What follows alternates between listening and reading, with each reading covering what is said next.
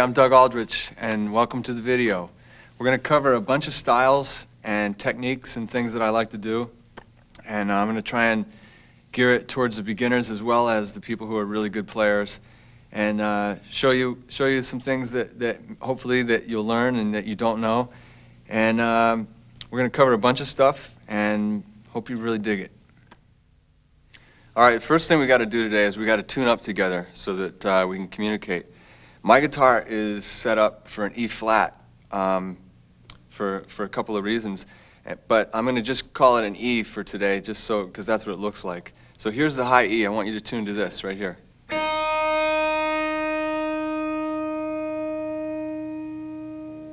And here's the E chord.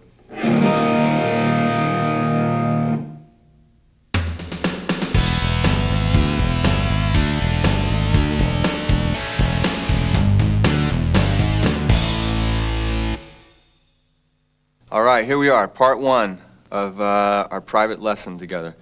Let's talk about some bending. Bending is like one of my favorite things because it really shows the emotion. I'm like a pretty moody person. Sometimes I'm up and sometimes I'm down, and bending kind of helps me bring my personality out more. If I'm playing a song that's really aggressive, the bending can make it even more aggressive and more passion. If it's something that's kind of sad or slow or vibey or trippy, then you can use the bending to accentuate that. So to me, bending is like really important. And as you know, when you bend, you have to be careful about the pitch, because if you bend too far, then it's a little sharp, and if it's not quite enough, it's a little flat. And it sounds bad when you don't bend in the right spot. So you have to figure out which note you're going to bend to, and then you practice bending up to that note. Eventually, as time goes on, you get the scales and the keys that you're in your head, and you immediately know from experience, what things to bend and where they sound good and where they don't. But one of the things that maybe in the beginning people don't understand is that you use all your fingers to bend, or whichever ones you prefer. But I always use these first two fingers when I'm bending to help bend. It helps you have a little more control on the thing, on the note, and it gives you a little more strength. So like if you were to do it with just one finger, say if you're bending on this note to here, and you were using one finger, it would be like this. It's really hard to do it. It's just much easier if you grab with these two fingers.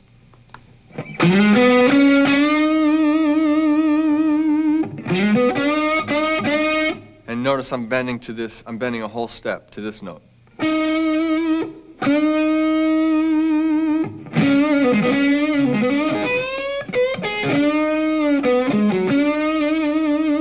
And you want to add a little vibrato on it too, because it also sounds a little cold if you don't put your vibrato in it. And it takes a bit of time, but you'll get it.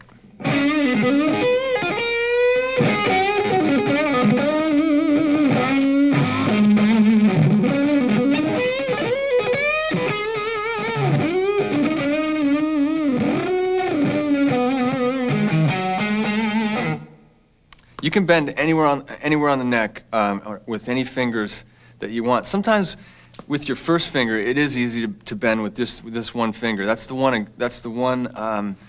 time that it's okay to bend with one finger for me, and it's stuff like this.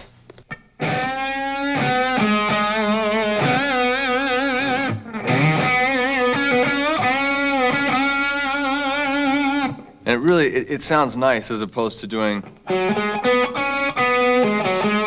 all the time. If you put some bends in there, it really, you get more emotion from it. So for stuff like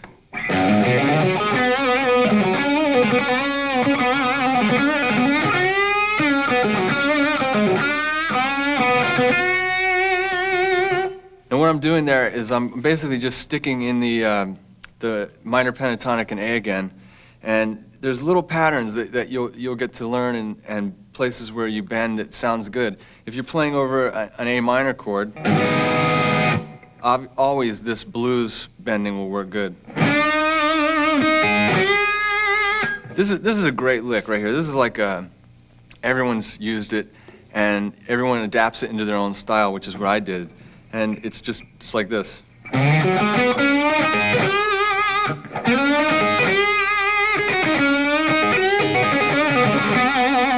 And you can do all kinds of different stuff. You can play it fast.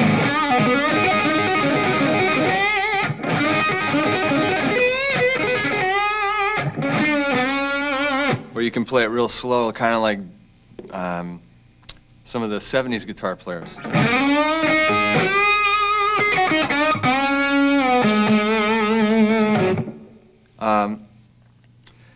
Some of the other bending on the other strings is a little more tricky, especially on the higher strings. If you're on this pentatonic pattern, you notice I'm using these two fingers again, and that's kind of important because otherwise it's a little hard to get a grab on it. So you notice I'm using those fingers all the time. It's what I do. That's my thing.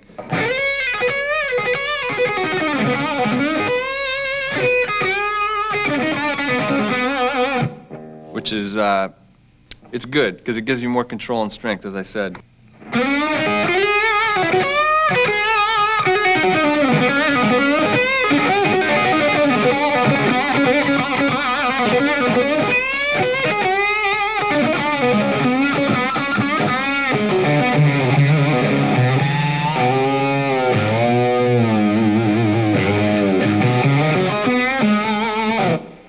So I really dig all the bending thing. It really adds to the emotion of what you're trying to do, and you can, if you're in the middle of a fast lick, you can break it up with the bending. And that low stuff is really cool. It's got a lot of attitude. This.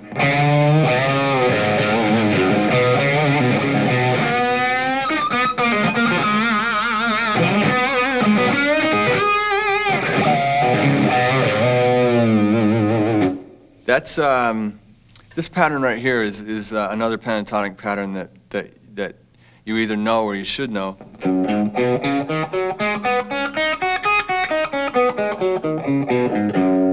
When I'm practicing these pentatonic scales, I'll try and keep my hand in one position like this.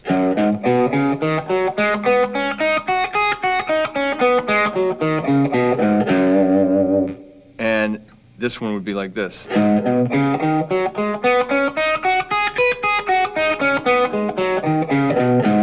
But as you're playing and you're soloing and stuff, sometimes it's good to just use other fingers, That's just a good exercise like that, to play those scales real slow and really clean so that you make sure that you're good with them. But later on, you might, instead of using this finger, this fourth finger, you might use your third finger.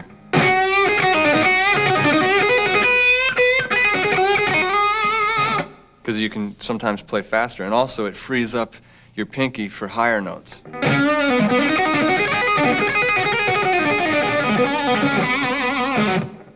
Like that kind of thing. But to finish up on bending, it takes a long time to get really comfortable with it, and there's all over the neck, any scale or pattern that you play, there's going to be spots where it sounds good to bend. If we're in the key of A, like we've been playing in A minor over this type of thing,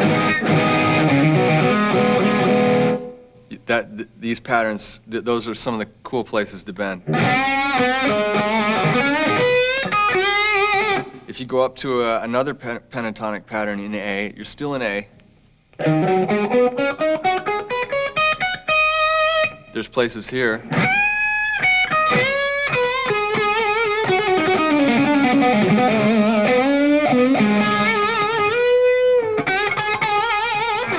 Those are all cool things. So every scale that you play, there's going to be places where it's really good to bend. And the more that you do it, and I'll try and show you some of the licks today, but the more that you do it, the better you'll get at it.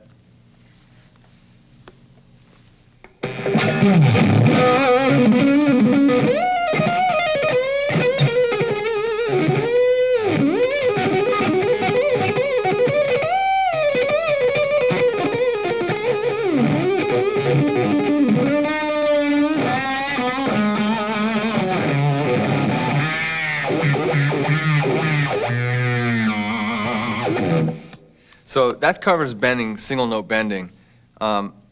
There's a couple other things you can do with the bending that sound really good. I kind of discovered it by accident because I might not have grabbed the note properly, and you end up hitting two strings at the same time and bending them together, and it's a really cool thing. It like sounds really aggressive and cool. This is what it sounds like right here.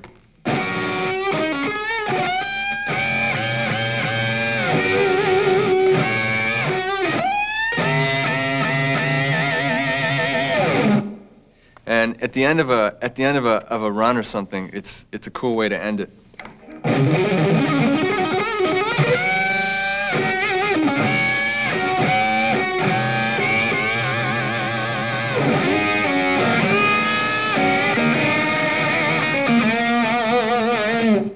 There's a couple different ways you can bend two notes. This one right here was off of this E minor pentatonic scale. And I'm bending it here. You can bend it here too.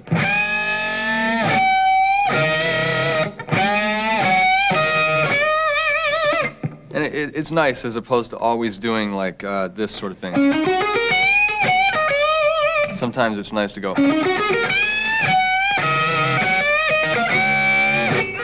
It's got a lot of emotion to it.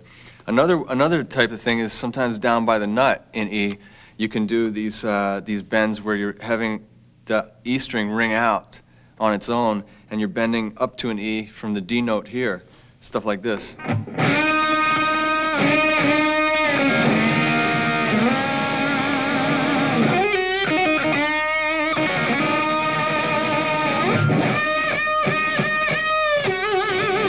It's kind of got a nice sound to it. Another kind of bending is called double stop bending, which for me is a cool thing. If you bend to a note and then you stop there and then you go higher like this.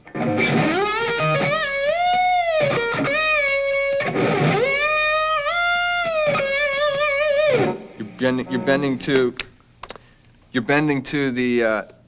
this note here, and then you're bending up another, and then coming all the way down. So let me do it again real quick. You're bending to that note, and then you're coming all the way down, so it sounds like this.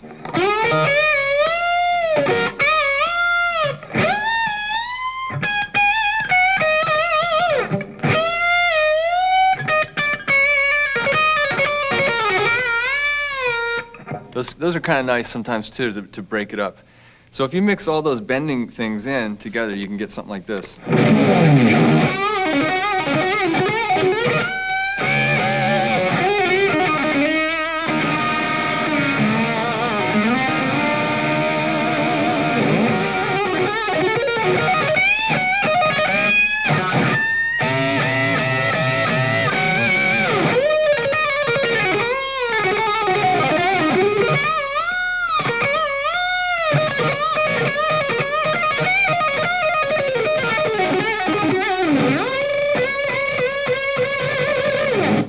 Now that one I just ended on is a cool one too.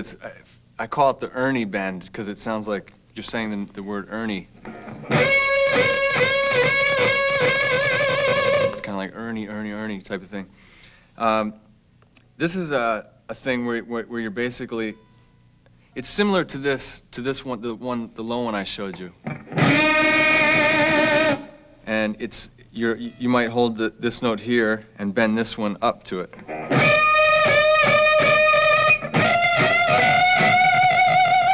And you can do it here as well.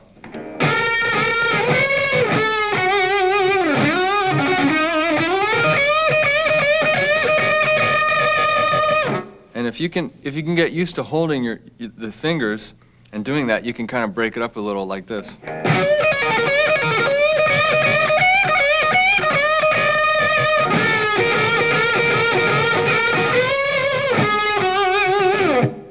So there's all kinds of great ways to bend, and those are a few that I like. Next, I want to talk to you about one of the techniques that I really, really enjoy, which is staccato and legato runs, which is basically the way I look at it is staccato is kind of sharp and tight versus legato, which is smooth and it's long and it has a smooth effect. So staccato is like this type of thing.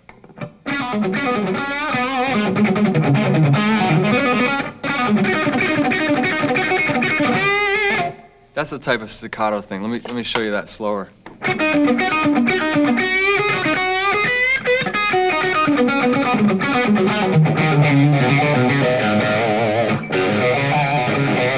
And some ways that I like to use that is kind of like this.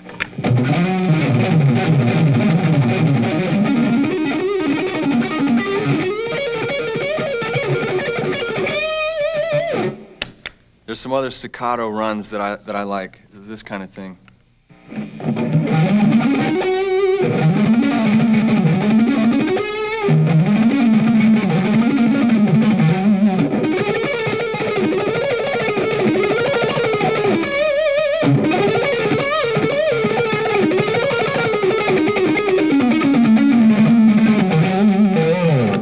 And you're basically picking the notes, all of them, and slow it would be like this.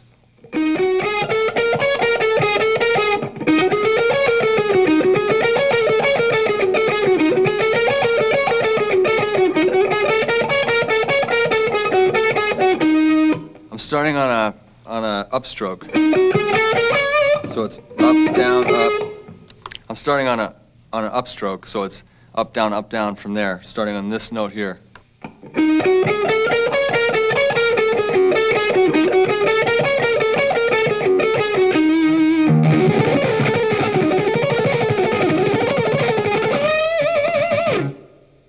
Some other staccato runs that I like are stuff like this.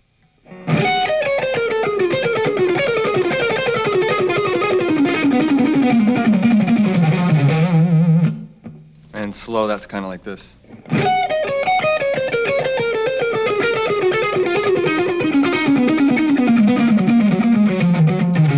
Let me take one of those patterns and I'll show you the pattern because it can be an exercise for you. That's going to help you.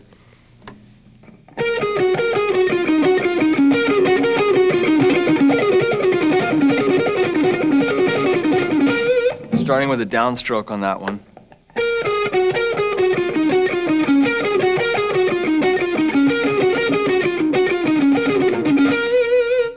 And you just need to practice it real slow. And I don't use the staccato stuff a whole lot, but once in a while it's really nice.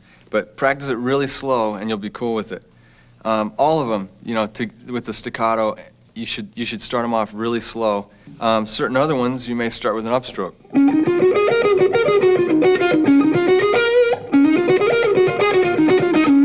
So that one I start with an upstroke.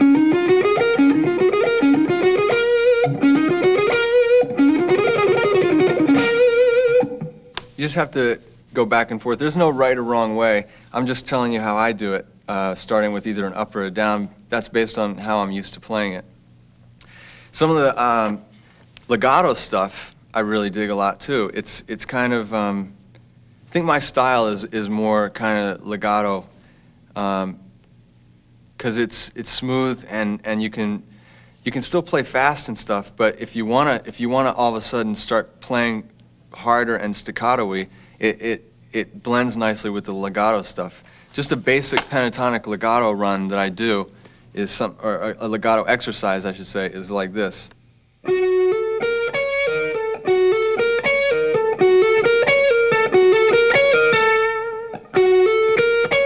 You can see I'm picking like that way.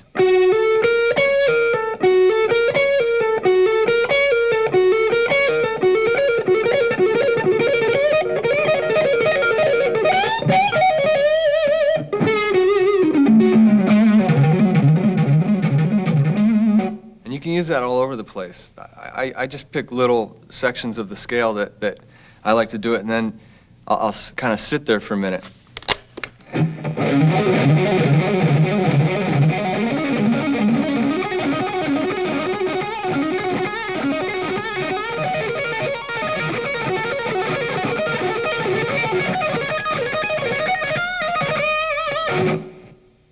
So that covered a couple different positions in the scale.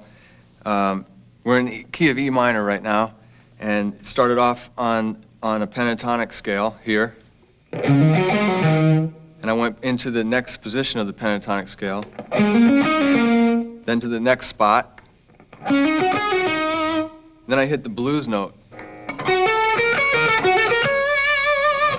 And I started to actually use my pinky as well with this one.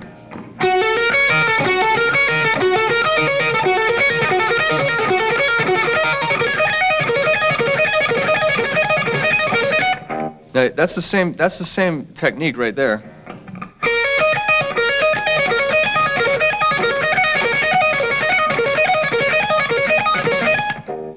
Still down, down, hammer, down, up, pull off, and then hammer. That's how it is, and it's always the same on that particular thing. And the reason why it doesn't sound like all the same back and forth is because I'm throwing in some bending and some changing it up a little bit. If it was always the same, it's like this. And it's cool and everything, but it's nice to change it up once in a while.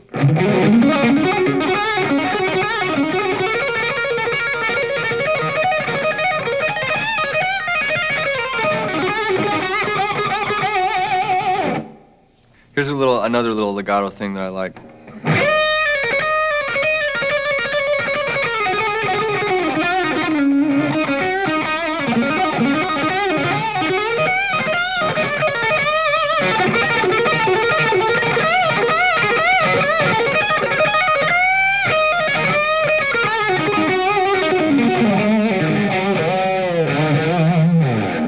There's a couple other little ones too that are really cool that I should show you.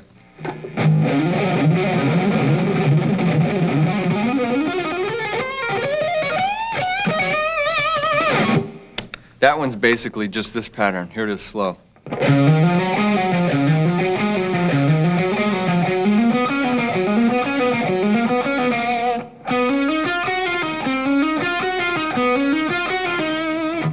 And here it is faster.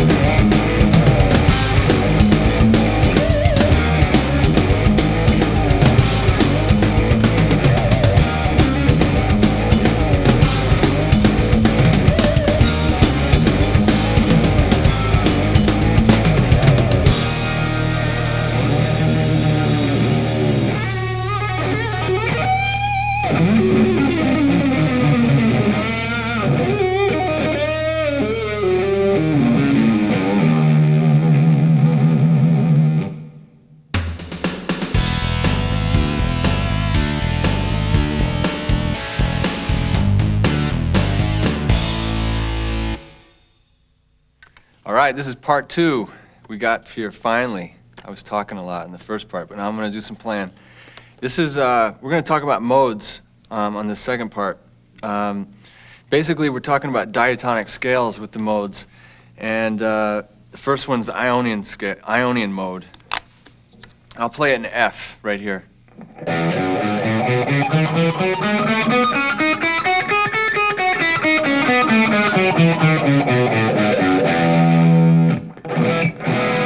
And basically, the modes are like spices. They're like when you're cooking, you know, putting a spice in. And the Ionian is it's the major scale. It's the kind of happy sound a little bit, and it goes with major chord progressions like.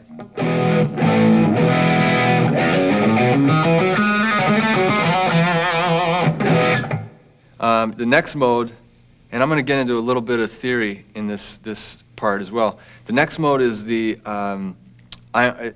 Dorian mode, which is this one.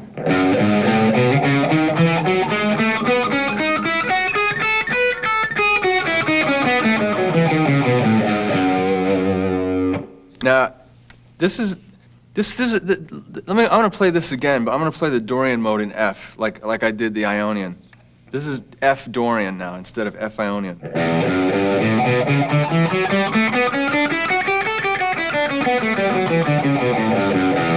Now what you're going to notice is I'm starting in F, but the pattern's different. Basically, there's 7 notes in the major scales, in the major diatonic scales, and there's one pattern for each note. And here's the Ionian again in F.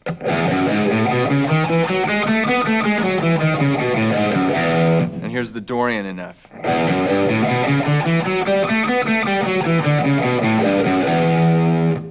Now basically this is a minor scale that is kind of a blues-based scale.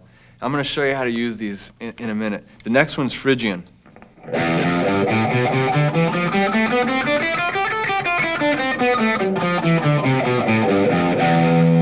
That's kind of like a Spanishy type of sound. So, for certain things that have that,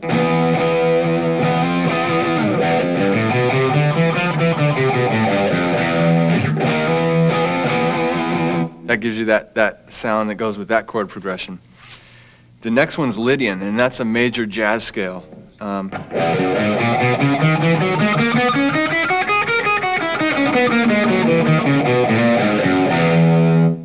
That one we probably won't be using too much today because we won't be playing jazz, but it's a major jazz scale. The next one's Mixolydian, which I'm sure you've heard of, and it's this one.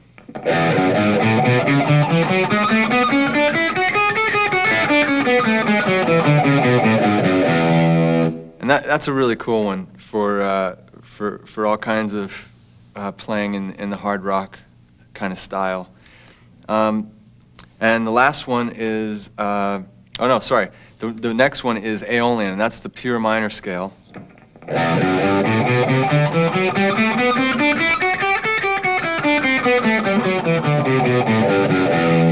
That's the most common one for the hard rock thing that people use when they're using a diatonic scale. That's the one that they usually, most chord progressions are based around pure minor. The last one now is the Locrian or Locrian. I'm not even sure how you say it, but it's a minor jazz scale.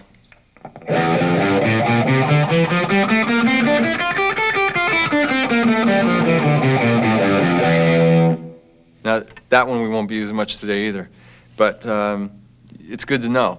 Now, here's the deal. The diatonic scale, dia, means 7 tones for tonic. So diatonic is a 7-tone scale, and if you make one scale from each note, you're going to come up with an octave of scales that. So, say in the key of F, we can take this first pattern in F Ionian, and then take the Dorian pattern next, and then the Phrygian next, and so on. Basically, it goes Ionian, Dorian, Phrygian, Lydian, Mixolydian, Aeolian, and then Locrian. Now there's seven notes, so what you're doing is you're building a pattern off of each one of those notes, and you're only using those 7 notes on the whole fretboard. And those are what those patterns are. And so that's when you see guys doing like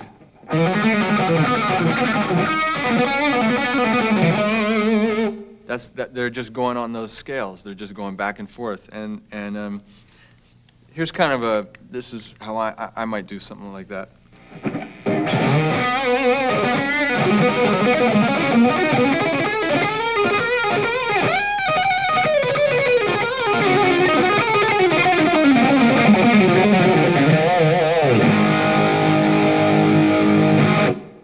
This is a run that works. So let's go to the key of A now. This is a run that works pretty cool.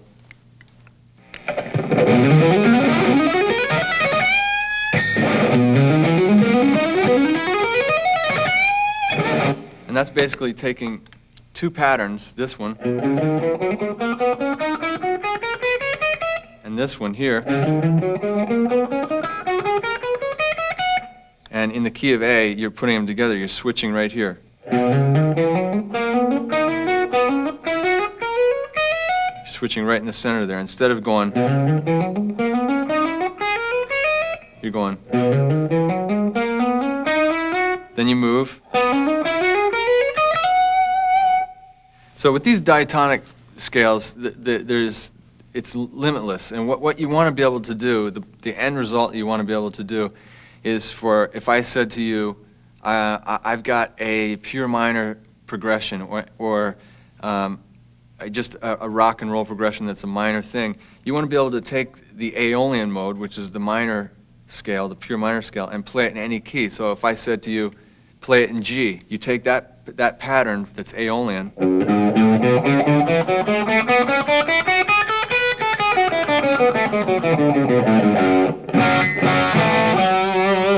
and that's where it's going to be. I might say, play it in B. So I got this riff here. And you play this. It's the same pattern I just played in G. I'm just moving it to B now. And now, once I know that that scale works, then all those other 7 that I showed you will work around it, like this.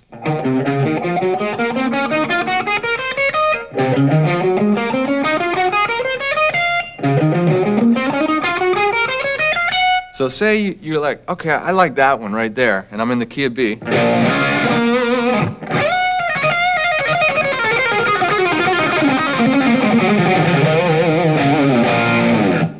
That pattern will work in B. So we're on to string skipping blues licks. This is a thing that I really like a lot because it's pretty flashy, and you can use it to break up a regular pattern. Now the blues pattern is the pentatonic pattern. Pentatonic, so there's 5 notes in that scale, and there's 5 scales. Anyways, this is one of them that I really like a lot.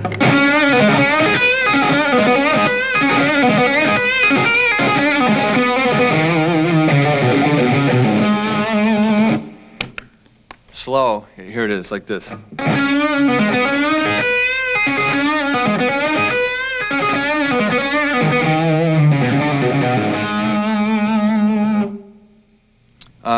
Another one that I like is this one right here.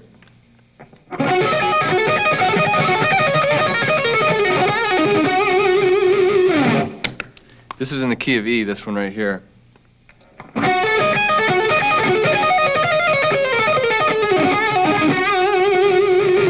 And here it is slow.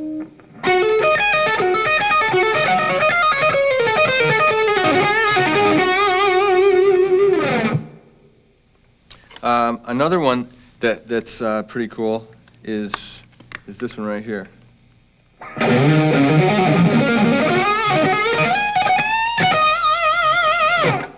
The end of it, right here.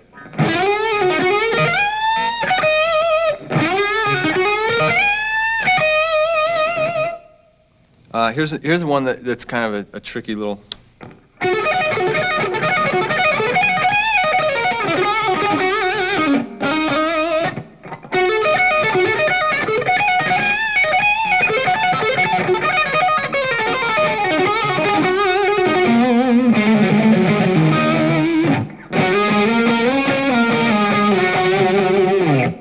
octaves is a good thing to use sometimes. You know, when you're in the middle of some type of a run or something. Check this out.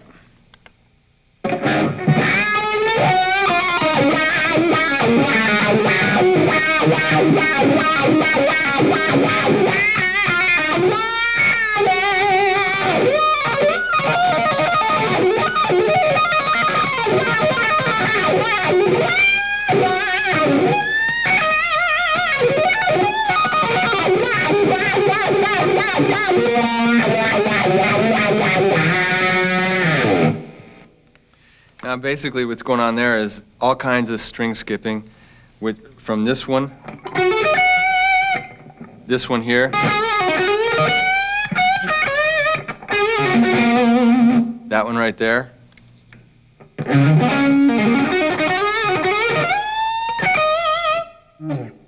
so those are the octaves and the string skipping, and it's a pretty cool thing. Let's do a couple pentatonic runs that I like. We'll do this in D.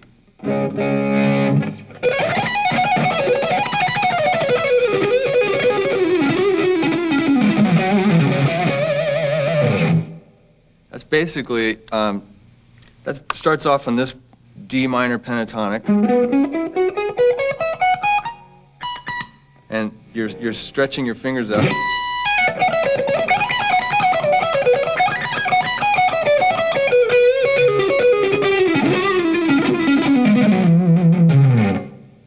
That's one of them right there. Here's another one that I like.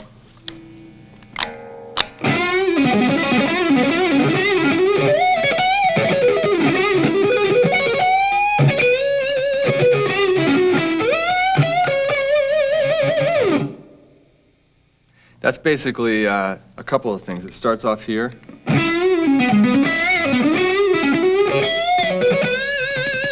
then you're going up to there. So if you take the pentatonic scale and add in the flat 5, it's going to give you that really kind of mean, kind of bluesy sound, like this. Here's your pentatonic.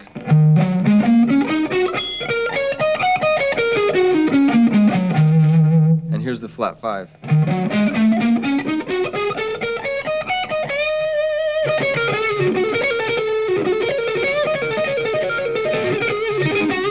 It's got a real, like, mean sound to it, which is kind of cool.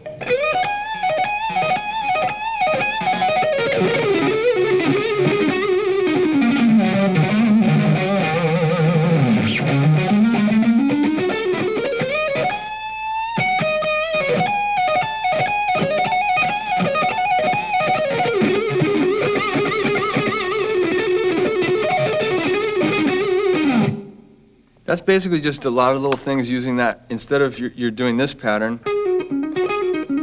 you're doing this.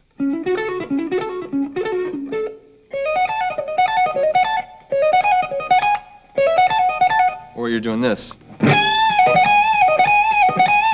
Either way, you're hitting that flat 5. Basically, if you're in the key of E, here's your minor pentatonic. And here it is major. You just move it down 3 frets. One from here, 1, 2, 3, and now your major pentatonic in E.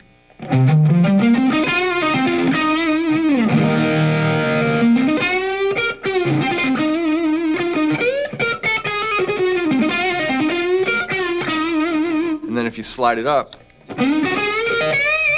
you're back into minor. And the two together is really cool.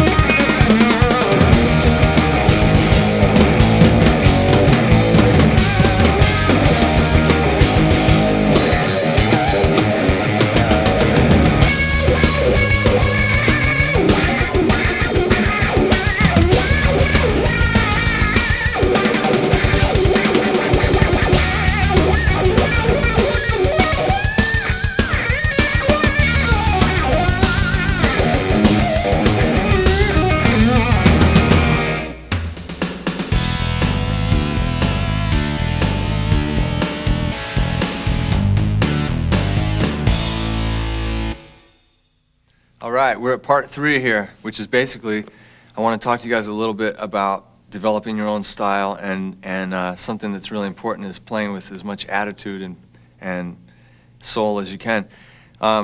Developing your style comes from playing a lot. That's when you really get it, and you have to put the hours in, playing scales, playing chords, and sooner or later, probably, it takes a little while, but you start to develop little things like what I do. A simple thing is, instead of just bending like this,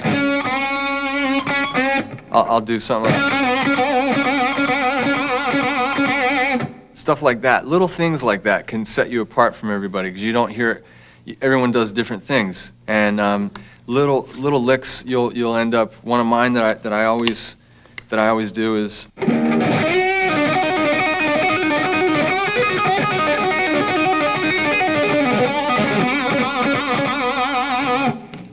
that kind of thing. Those types of things, people, as you play more and you play with the band, you'll start to do those things more often, and people, when they hear it, will think of you. That's developing your style. That's one of the ways. And you try and carve out little licks for yourself, like something like this.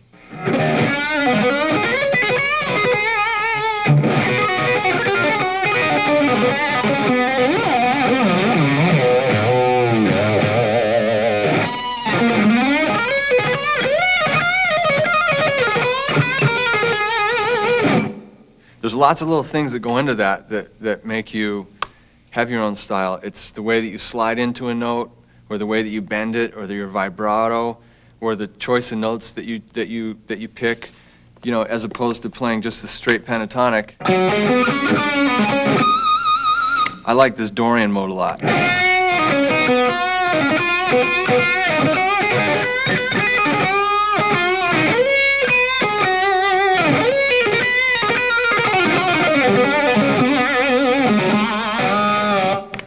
And you can use those things to your advantage, and it'll help set you apart from other people. And that's the whole point.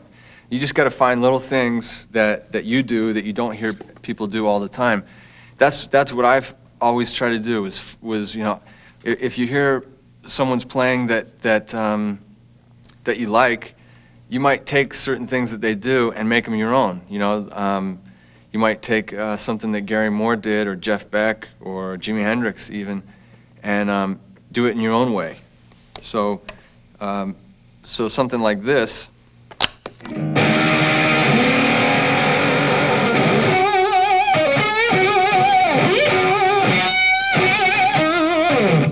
is kind of like a Hendrixy type thing, but there's lots of ways you can break it up and do it your own way.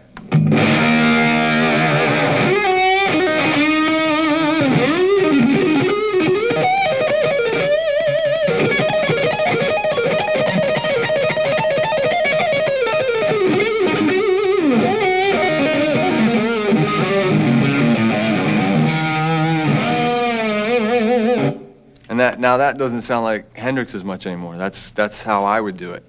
Or a Jeff Beck lick, or Michael Schenker. Michael Schenker used to always use the Mixolydian scales and the major pentatonic. But if you use the scales, if you play those scales and do them your own way, then you're not going to sound like him. You're going to sound like yourself. So that's really what you want to do. Is just, you got to play a lot, and you got to look for things that you like to do and you like the sound of, and don't worry about what other people are doing. You don't necessarily want to copy anybody, because then that makes it harder to get your own style. The more that you copy the way that your favorite guitar player plays, the more you're going to sound like him, and you won't sound like yourself. And really, that's what I want you to do. I want you to sound, I want your personality to come out in your playing. So that's what you need to try and do.